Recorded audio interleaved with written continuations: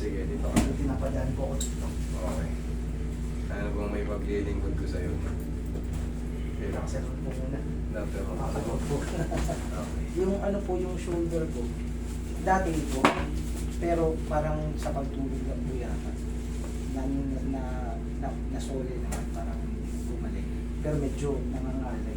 Ito, mga ano na yata, 5 months na.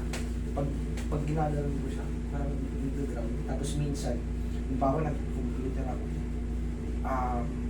pag na medyo matagal na nakaganon, parang naglalak.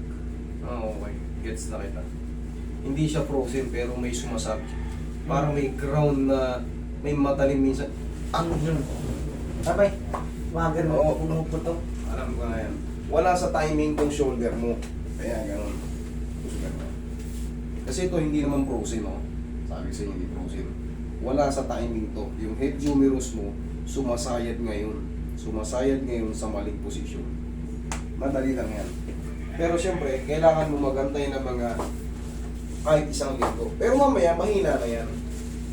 Magaganon mo na yan, yung magaganon. Pero may kutik-kutik, konti lang kasi syempre may nag-create na ng swelling yun. Okay, tanggalin mo muna to. Sa loob ng ilang buwan, syempre, alam, yung pakaramdam mo nun, eh araw-araw tayo naglalakad. Bakit sabi ko naglalakad? Pag naglalakad ka ba, nakaganyan ka? Hindi. Naikukuskus siya, nakukuskus kahit wala kang ginagawa. Hindi tayo parang posting naglalakad.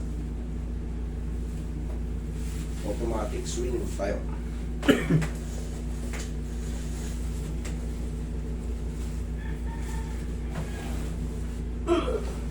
Okay po.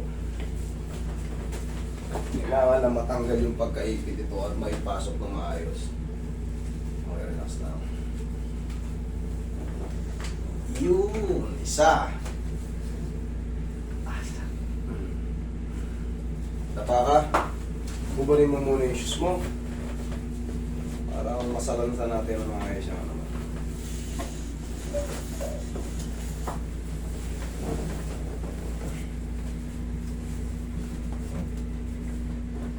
Okay, lambunan mo lang.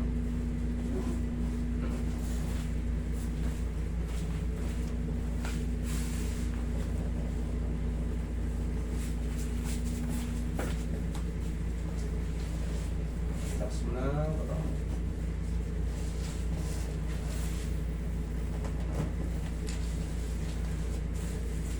Okay.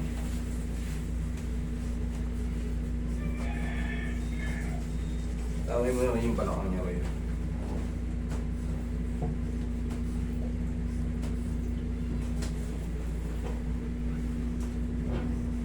Shoot mo yan.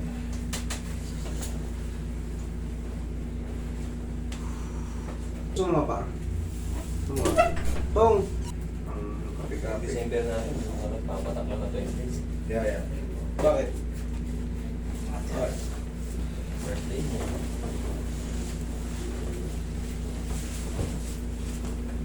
Hindi ako na sakaling dahil.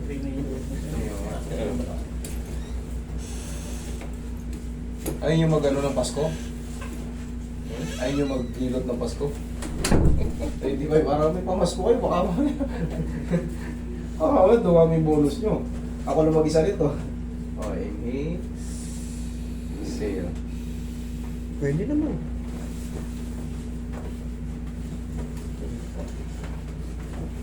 Ikot kasi ako.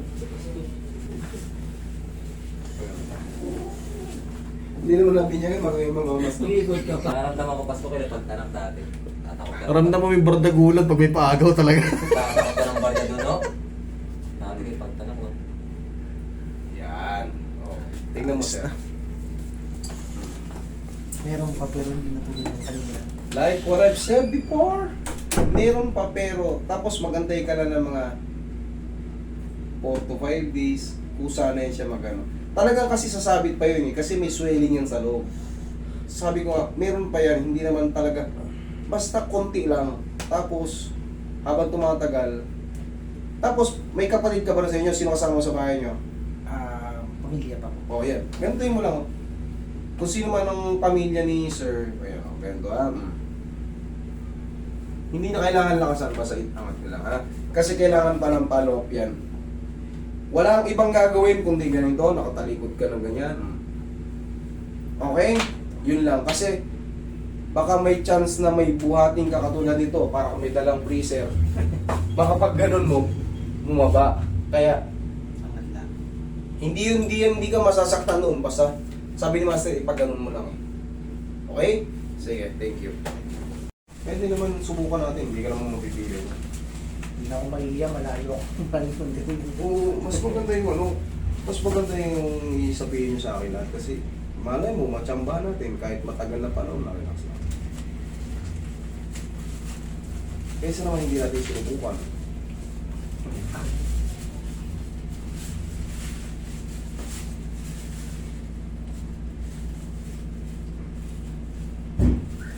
Relax lang. Ayun pa mo eh.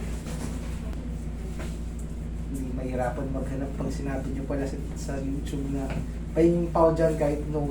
Yeah. Bah, Sabi siya. Okay, kasalanan niya. 5 years na master. Sige, thank you. Pwede mo mapapicture.